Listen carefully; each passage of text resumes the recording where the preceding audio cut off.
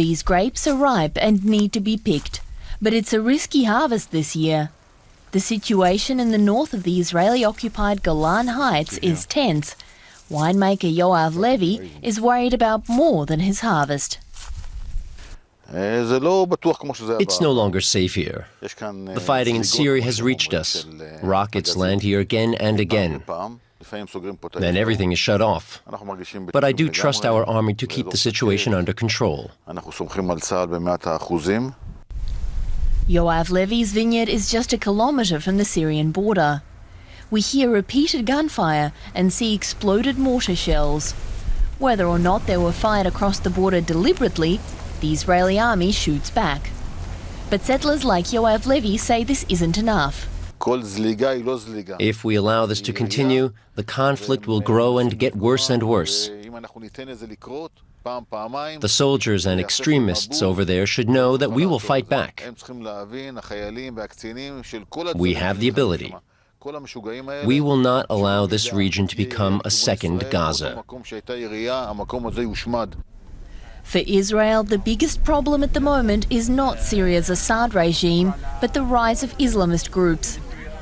It's an issue too for these Israelis at Quneitra, the only crossing between the Israeli-occupied Golan Heights and Syria.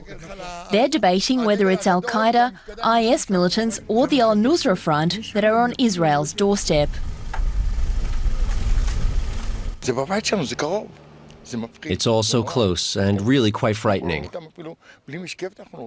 You can almost see what's going on without the need for binoculars. They're just walking around.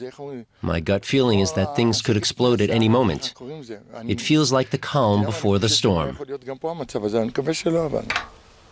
There is growing concern that violence could spill over from the civil war in Syria, especially after the attacks on the UN peacekeepers right behind me in the buffer zone between the occupied Golan Heights and Syria.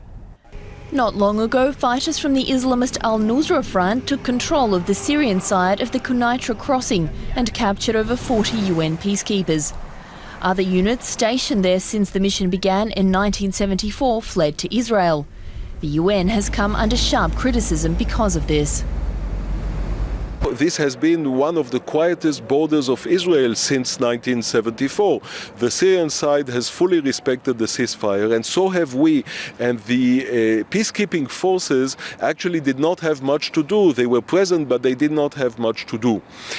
Now, what can one infer from the fact that those forces fled once they started hearing gunshots and actually were not fulfilling their mission? Those are complex lessons. People here say Israel will need to depend on itself for security and keep a wary eye out for any potential conflict. But observers say Israel would not want to see another front open here in the north.